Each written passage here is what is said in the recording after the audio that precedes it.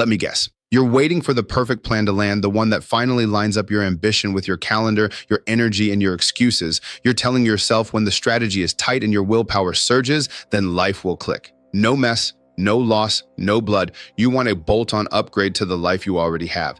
Add 20% intensity, add a system, add another app. Keep all your comforts, all your people, all your rhythms, and just lift a little heavier on Monday. That's the story. And if you're honest, you've believed it for years. Here's the problem. It keeps you safe, and it keeps you exactly where you are. It feels true because sometimes the tweak worked. You did more reps once and got a little stronger.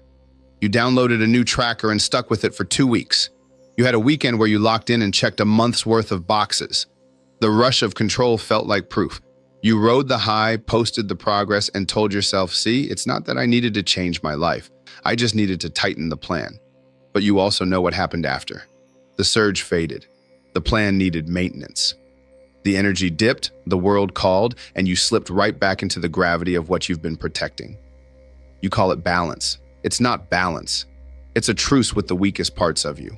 Underneath the spreadsheets and the motivational clips, something older is working. Your nervous system is doing its job. Protect the current you.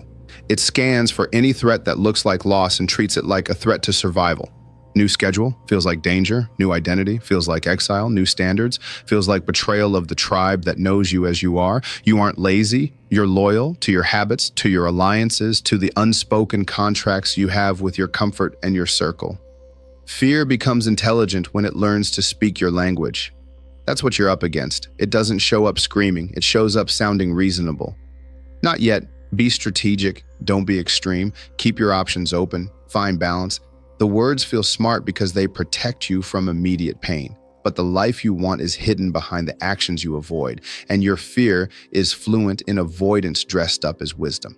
So you keep looking for a better strategy when what you actually have is an attachment problem. You're trying to add a new life without sacrificing the one that contradicts it. You want to get lean while keeping the late night snacks and the social calendar that requires them. You want focus, but you won't let go of the devices, the friendships, and the habits that feed distraction. You want leadership, but still need everyone to like you. That's not a strategy fault. That's you refusing to choose. That refusal leaks into everything. Look closer at the goals you set. There's always an exit, a soft deadline, a refund button, a plan B that looks exactly like your current life. You keep people in places that pull you back because their gravity feels like home. Then you call the resulting stall maturity or self-care or being realistic, so you don't have to admit you're staying put. You applaud yourself for not being impulsive when really you're just not decisive. You've built a cage and painted the bars the color of wisdom. Comfort is expensive. You pay for it with your potential, your courage, and your pride. Over months and years, the split widens. On one side is the man you know you could be. On the other is the man you keep maintaining so you don't have to face loss. Opportunities show up and die, waiting for you to get serious. The door opens and closes while you are busy preparing. You get good at easing the sting, scrolling, hookups, junk food, gym selfies instead of real work, new podcasts about focus to avoid actually focusing. Hit after hit after hit until your brain believes the smallest pleasures are enough. You go to bed numbed and wake up numb. And the quiet contempt you feel for yourself starts to sound like realism. Maybe I'm not built for that. Maybe this is just who I am. No. That's a lie you rehearsed until it felt like truth. You don't become confident by thinking. You become confident by surviving reality. The wake-up rarely arrives with a warm hand. It comes with a cost you can't rationalize. A door closes for good because you weren't ready. A woman you could have built a life with walks away because she got tired of waiting for you to become who you said you were. Your body breaks down because it carried your excuses longer than it could, or you watch a lesser man pass you because he chose to get ruthless while you were debating. It stings. It's supposed to. That's the tax on safety. You realize the most dangerous gamble you made was keeping your life easy. You weren't avoiding risk. You were accumulating it. Right there, if you're honest, that pain wakes up something clean in you. The story cracks. You see it in the mirror. Strategy wasn't the issue. Attachment was. You were shielding friendships and routines and personas that made the old you feel secure, and you called it discipline because you squeezed a little more work into a structure built to protect your weakness. You were trying to be both men at once. That's why it's heavy. You can't hoist two identities and move forward. One has to die. Change only sticks when loss is chosen. Constraints must be real. Your environment has to make betrayal of the new path louder than your fear. If you can wriggle out, you will. If you can delay, you will. If you can hide, you will. That doesn't make you bad, it makes you human, which means you must design your life to fight your nature. You have to corner the old you. Make the wrong choice costly. Make the right choice easy in practice and non-negotiable in principle. That's not macho posturing, that's engineering. This is where men want to argue. But I don't want to be extreme. Listen, you already are. You are extreme in your loyalty to comfort. You are extreme in your talent for delay. You are extreme in protecting a version of you that no longer earns the throne. The solution isn't recklessness. It's clarity plus consequence. Decide what must go. Remove what feeds the old life. Put money, reputation, time, and people in place so that you have to show up or you pay. You don't need another alarm. You need stakes. Fear will say you're being harsh. It will sound like wisdom again. That's its last language. Be gentle. You don't want to burn out. Keep it sustainable. But what you call sustainable has been a slow bleed. You've been burning out by staying half in for years. You won't be rescued by moderation. You'll be rescued by decision. Start acting like a man who expects to be punished for indecision, because you will be. The world punishes drift. Stand in front of the mirror and tell the truth out loud. This part of me has to die. The late nights that sabotage your mornings, dead. The circle that blesses your weakness, gone or demoted. The kitchen that looks like a gas station aisle, cleaned out before sundown. The subscriptions that let you numb out, cancel them and remove your ability to re-download when you're bored and hungry and lonely. Not tomorrow, today. Attach pain to indulgence and ease to alignment. Make your environment say no on your behalf. Some of you just flinched. Good. That's the point. If it doesn't sting, it doesn't stick. You've been trying to change pain-free. That's not change. That's entertainment. Change has a bill and it is due up front. You think that's cruel? Watch what happens when you choose loss on your terms. Your brain recalibrates. The anxiety you braced for is not as big as the drag you've been carrying. The first week hurts. The second week reveals energy you forgot you had. Fear starts to respect you, not because you became fearless, but because you proved you can move while afraid. That's the switch. You put motion over mood. You let action write the story. You stop watching life like a sport and start absorbing shots like a fighter who knows the round is his as long as he stays on his feet.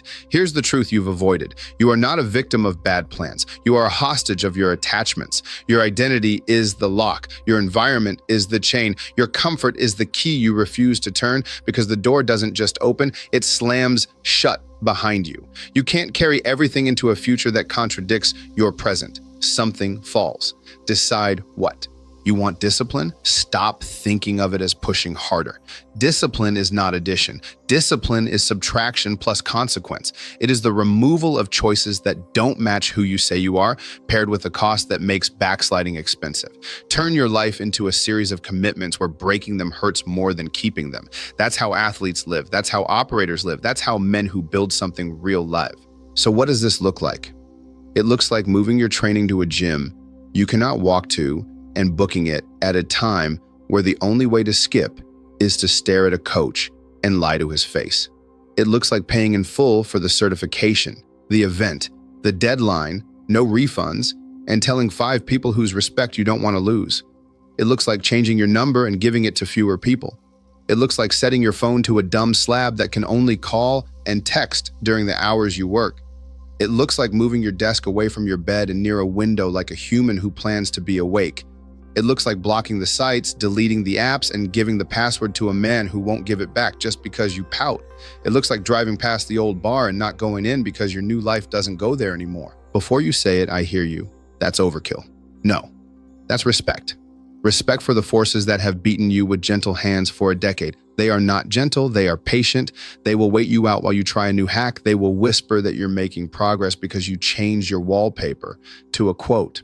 Meanwhile, your life stays the same. Enough. You can't outthink attachment with pretty language. You outdecide it with structure. You don't need another surge of control. You need to let a guillotine fall on the options that undermine you. Will you feel loss? Yes. Grieve it. Let it break your chest open. Cry if you have to. Then get up and do the reps your new standard demands. The life you want is hidden behind the actions you avoid. Stop hiding. Go get it. And no, it doesn't matter if you're scared. Move scared. Go to the meeting scared. Lift the weight scared. Speak the truth scared. Make the call scared. Post the work scared. Pack the bag scared. Scared is not a stop sign. Scared is just proof that it matters. There's a voice in you that wants this to be complicated so you have a reason to delay. Kill that voice. Simplicity is not easy, but it is clear. Decide who you are. Decide what must go. Build traps for your old self. Move now. Do it again tomorrow. Stack days into a runway. Look up after 90 of them and realize fear still talks, but it doesn't drive. This is where men separate. The ones who keep searching for permission and the ones who go to work. If you want permission, here it is. Lose what holds you. Choose your losses. Do it on purpose. Write them down. Make them public to the people whose opinion will sting. Then walk into the life that requires your full weight. Your excuses can't follow you there because they feed on options and you don't have those anymore. Does this mean you have to become a monk? No. It means you stop protecting what fights your future. You can love people without keeping every person in your daily orbit. You can rest without calling indulgence recovery. You can be patient with progress while being ruthless with the parts that sabotage it. Maturity isn't a soft word, it's a hard line. You'll notice something else when you live this way. You stop arguing with time, you stop looking at other men and feeling threatened or jealous. You look and either learn or you don't care. Why? Because you aren't playing the game where comparison is your drug. You're building weight-bearing confidence. Every day you prove you're the kind of man who chooses the heavy reps. The old contempt gets replaced with calm, not hype, not chest beating. Calm, the kind that lets you walk into a room and not feel the need to announce yourself because your results do it for you. And if you break a promise to yourself, pay. Don't bargain it down. If you miss, you add. If you slip, you tell the truth about it to someone who won't coddle you. You don't drown in shame. You cash the lesson. The point isn't to become a robot. The point is to become a man with a spine. And when you treat your standards like laws and your lapses like debts, you start to trust your own word again. Without that, none of this holds. Let's talk about identity, because this is where you will feel the most resistance. Your current identity isn't just preferences, it's who you belong to. It's the inside jokes, the stories, the uniforms, the places where you are known. Changing that feels like death because it is a death. But here's the truth. You aren't leaving people. You're leaving agreements. If the people love the agreements more than they love you, they'll fall away. Let them. If they love you, they'll adjust or they'll watch in silence as you rise. Either way, you don't settle your future in a room built for your past. Maybe you don't believe you're capable of this because you've tried before and failed. Good. That means you have data. What did you protect last time? What consequence did you avoid? What exit did you include because you were scared to be all in? Find it. Kill it. Don't upgrade the plan. Upgrade the loss. The new life is not a math problem, it's a sacrifice. Comfort is expensive. Put that on your wall or on your fridge or on the inside of your eyelids. Every day you have a bill to pay. You either pay it in effort and discomfort now, or you pay it in regret and smallness later. You choose. One hurts up front and compounds into pride. The other feels good now and compounds into a life that makes you look away from mirrors. You don't need to be the loudest. You don't need to be the smartest. You need to be the man who cannot be bought by his old addictions. That means creating conditions where your values have muscle. Where I don't do that isn't a line, it's a wall. The moment you feel yourself begin to negotiate, stop and ask, what am I trying to keep? You'll hear the answer. Then do the opposite. And when fear tries to get cute, and it will, remember, fear becomes intelligent when it learns to speak your language. It will try to talk to you like a friend, like a mentor, like a partner. It will sound like care. It will say, you've done enough, back off. Sometimes it's right, most times it's not. You'll know the difference by your body. Real rest brings relief. Fake rest brings agitation. Real progress quiets the noise. Fake progress makes you seek more noise. Follow the signal, not the story. Men love to say they want more confidence. Here's how you get it. You bleed for a standard and live. You enter the day underweight and you drive it up. You tell the truth out loud and the world doesn't end. You set a boundary and don't implode when someone is disappointed. You survive reality, then you do it again. Confidence is not a belief, it's a memory of survival. You don't become confident by thinking. You become confident by surviving reality. By now, you either feel defensive or awake. If you feel defensive, good. That means we hit the nest where your attachments live. Don't argue. Decide. If you feel awake, don't waste it. Move while the window is open.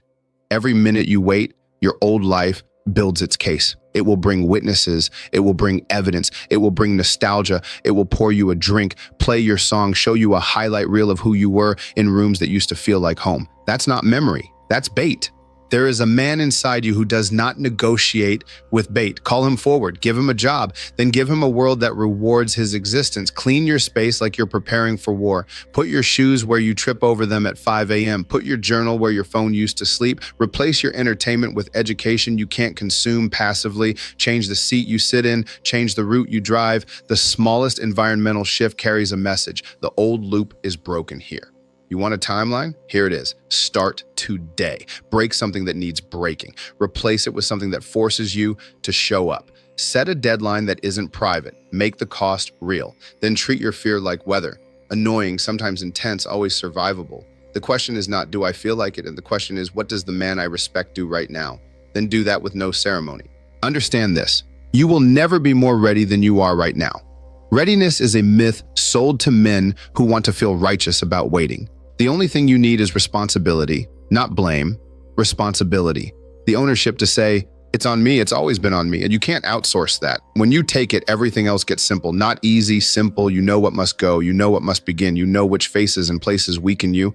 You know the words you use to lie to yourself. Cut them out. Replace them with a standard you can say in one sentence and live in one day. Here's the hard truth. You don't have a strategy problem. You have an attachment problem, and it ends when you end it. Not when someone inspires you, not when the stars align, not when you feel safe. It ends when you choose loss on purpose, build constraints you can't wiggle out of, and move while afraid. The rest is noise. There are two kinds of men after a message like this. The first nods, saves a clip, and waits for a Monday. The second stands up, throws something out, makes a call, books a thing, burns a bridge he should have burned years ago, and starts walking even though his hands are shaking. Be the second kind. Be the man who does not ask for permission to become who he already knows he is. If you won't do that, admit it. Admit you don't want change. Admit you want permission to stay the same. Say it out loud and wear it. Then stop pretending, because pretending is what's killing you. But if you are done pretending, if today is that line, then your next move is not to think. It's to build the consequence and take the step. Keep stacking them until your life can no longer contain your old self. This is the standard. Remove what feeds the old life, set stakes you can't refund, and move first while afraid. Again. Over time, you stop being the guy who tries harder and become the man who decides what must die so something truer can live. Your results won't be trophies of effort. They'll be the residue of a standard you refuse to betray. Now decide what must go, who must lose access, what must cost you if you quit. Name it, break it, build the stake, pull the trigger. Then go to bed tired, not ashamed. Wake up and do it again. And when fear speaks tomorrow, let it talk. You're busy. You have nothing to add. You have a life to build and an old one to bury. Move.